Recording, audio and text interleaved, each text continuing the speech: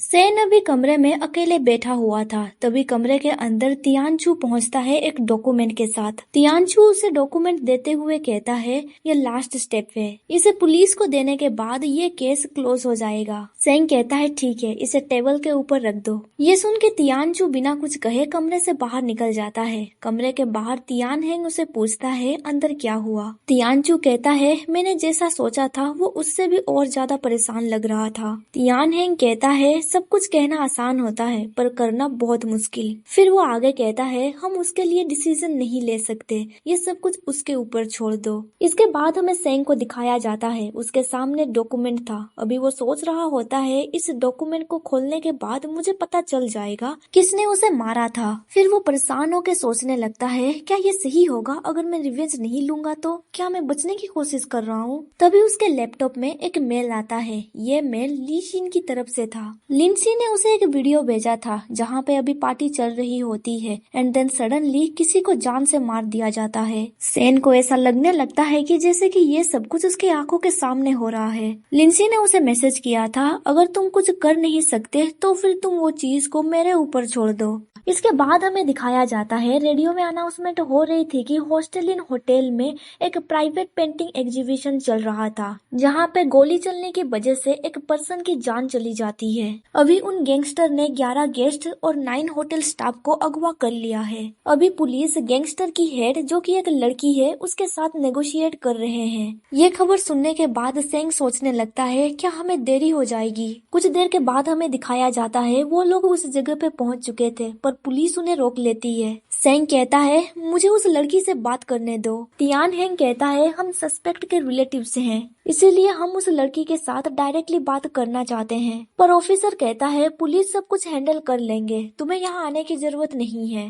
तभी और एक ऑफिसर वहाँ पे आ जाता है और चिल्लाते हुए कहता है जरा रुको, उन्होंने आधे हॉस्टेज को रिलीज करने के बारे में सोचा है पर उसकी एक शर्त है, इसके बदले उसे और हॉस्टेज की जरूरत है। इसके बाद हमें दिखाया जाता है कि सेंग को आज हॉस्टेज अंदर ले जाया जा रहा था। वहाँ पे सेंग देखता है कि जिन लोगों को हॉस्टेज रखा गया था वो लोग अभी भी जिंदा है। एक गैंगस्टर उसे कहता है हमें तुम्हें सर्च करना होगा ताकि हम जान सके कि तुम्हारे पास कोई हथियार या फिर कोई डिवाइस ना हो, तुम्हें हमारी बात माननी होगी। पर तभी उस पर्सन को ऑर्डर मिलता है उसे टच मत करो, उसे सर्च करने की भी जरूरत नहीं है, उसे अंदर आने दो। ये सुन के वो गैंगस्टर सेंग को ऊपर भेज देता है। सेंग को याद आता है पुलिस ऑफिसर ने कहा था कि हमारे स्नाइपर ऑलरेडी अपने पोजीशन पे है, अगर तुम उस औरत को बहका के खिड़की के पास ले जाओगे तो हम उसे मार सकते हैं। ये सुन के सेंग परेशान होकर कहता है आप उसे डायरेक्टली मारना चाहते हैं, इसके अलावा क्या आपके पास दूसरा रास्ता नहीं है। जिसपे पुलिस ऑफिसर कहता है हमारा प्रायोरिटी है हॉस्टेज को सही सलामत बाहर निकालना। ये सुन के सेन को भी उसकी बात माननी पड़ती है। फिर हमें दिखाया जाता है सेंग एक कमरे के अंदर चला जाता है जहाँ पे लिंग शी अभी ड्राइंग बना रही होती है। ली शिन हंसते हुए सेंग का स्वागत करती है। सेंग पूछता है तुम क्या कर रही हो, जिसपे ली शिन कहती है क्या तुम देख नहीं पा रहे, जब मैं यहाँ पे पहुंची मैंने यहाँ पे बहुत सारा ड्राइंग का सामान देखा।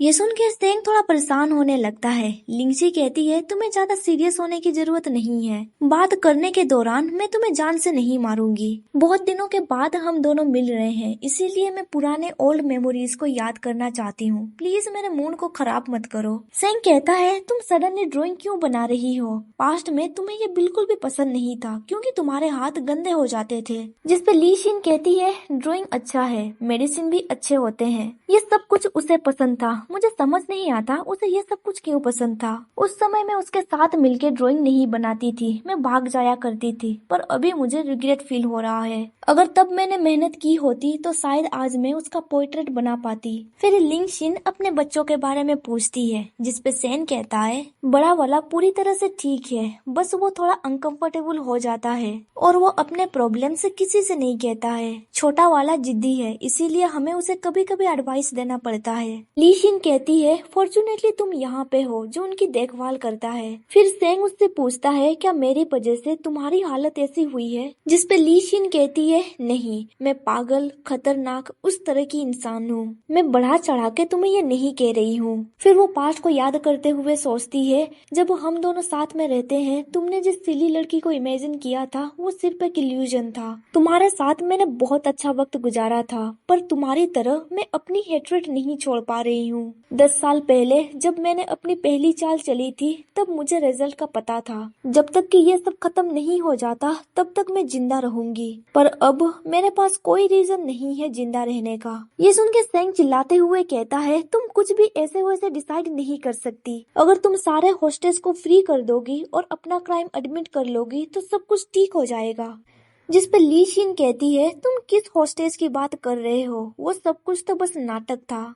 मैंने जो पैसे मर्सनरीज को दिए थे वो उनके फैमिली के अकाउंट में ट्रांसफर हो चुके हैं। अब वो सारे लोग पुलिस से डील करने के लिए तैयार हैं। फिर ली शीन उसे फोन देते हुए कहती है, अगर तुम्हें मुझ पर भरोसा नहीं है तो फिर तुम किसी को पूछ सकते हो। सेंग तियान हैंग को कॉल करता है। तियान हैंग उसे बताता है, पुलिस ने उन लोगों को पकड़ लिया है, हॉस्टेज को भी छोड़ दिया गया है, तुम्हारा सिचुएशन कैसा है? तभी ली शीन फ्लोर पे पेट्रोल डालने लगती है और कहती है, तुम यहाँ से जा सकते हो, मैं तुम्हें नहीं रोकूंगी। ये कह के वो अपने चारों तरफ आग लगा देती है। पर मरने से पहले ली शीन सेंग को कहती है, तुम्हारा शुक्रिया, तुम आखिरी वक्त पे मुझसे मिलने के लिए आ गए। घर पे आग बहुत तेजी से फैल चुका था। कुछ देर के बाद हमें दिखाया जाता है कि पुलिस ऑफिसर सेंग को सही सलामत बाहर निकाल के लाते हैं, पर सेंग चिल्ला रहा होता है कि उसे भी बचा लो। जिस पे पुलिस ऑफिसर कहता है, ये आग बहुत बड़ी हो चुकी है और फायर फाइटर अभी तक नहीं पहुँचे हैं। इसके बाद सीन शिफ्ट होता है घर के अंदर। ली शीन अभी वहाँ पे ही थी।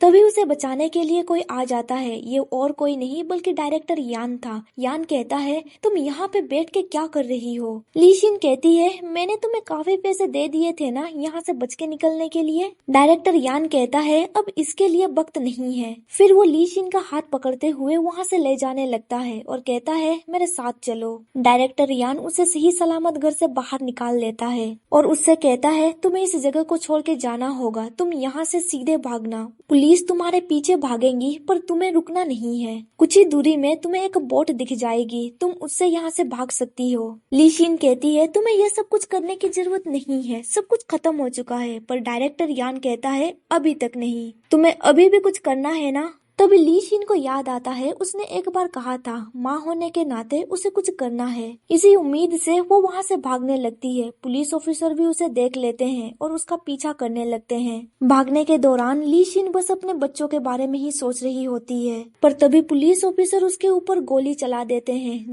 जिसकी वजह से उसका बॉडी पानी में गिर जाता है। कुछ देर के बाद हमें दिखाया जाता है कि पानी के अंदर से उसके बॉडी को अभी ढूंढा जा रहा था। इधर तियान हैंग सेंग से कह रहा होता है कि तुम यहाँ से जाओ, जब तक कि उसकी बॉडी नहीं मिल जाती मैं यहाँ पे रुकता हूँ। कुछ देर के बाद हमें दिखाया जाता है कि तियान हैंग भी घर पहुँच चुका था। तियान चू उसे कोल्ड ड्रिंक देता है। तियान हैंग उससे पूछता है, क्या वो सो गया? जिस पे तियान चू कहता है, नहीं, अभी तक नहीं। फिर वो आगे पूछता है, तुम्हें अपनी मॉम के बारे में कितना याद है? फिर वो आगे कहता है, मुझे उनके बारे में कुछ भी याद नहीं है, इसीलिए जब लोगों ने मुझसे कहा कि वो मर गई है तो मुझे कुछ भी फील नहीं हुआ था। पर जब मैंने सेंग को घायल हालत में देखा था तब मेरा दिल पूरी तरह से टूट चुका था। मॉम ने एक बार मुझसे कहा था कि मैं बिल्कुल उनकी तरह ही हूँ। मुझे लगता है वो सही कह रही थी। अगर मैं उनकी जगह पे होता तो शायद मैं भी यही सेम चीज करता। कुछ सेकंड के बाद वो आगे कहता है, अभी मुझे समझ में आ रहा है, मुझे खुद को कंट्रोल करना चाहिए ताकि मुझे वो चीज मिले जो मैं पाना चाहता हूँ। फिर उसे याद आता है, आज सेंग कार में कितना सैड था।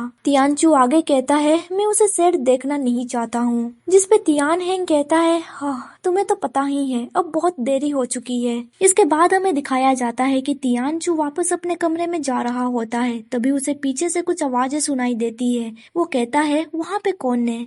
पर जब वो पीछे पलट के देखता है वहाँ पे कोई भी नहीं था। फिर वो अपने कमरे के ड्रॉ में से एक मेडिसिन निकालता है और उसे खा लेता है। फिर वो बेड में लेट जाता है। वो सोचने लगता है कि डॉक्टर ने कहा था तुम्हें हॉस्पिटल में रहना चाहिए ताकि हम तुम्हारे सिचुएशन को मॉनिटर कर सके। अगर हम ऐसा नहीं करेंगे तो तुम्हारा तबीयत कभी भी बिगड़ सकता है। फिर उसे याद आता है, तियान हैंग ने कहा था तुम्हें तो पता ही है, अभी बहुत देरी हो चुकी है। तियानचू कहता है, हाँ तुम सही कह रहे हो, बहुत देरी हो चुकी है। ये कह के वो अपनी आंखें बंद कर लेता है। तभी कोई उसके कमरे में आता है। ऐसा लगता है कि ये ली शीन है। यहाँ पे ये चैप्टर खत्म होता है। वीडियो पसंद आया तो लाइक कर दीजिए और आगे का स्टोरी जानने के लिए मेरे चैनल को सब्सक्राइब कर दीजिए और साथ ही बेल नोटिफिकेशन ऑन कर दीजिए ताकि आपको मेरा हर वीडियो का नोटिफिकेशन मिल सके। Thank you for watching my videos.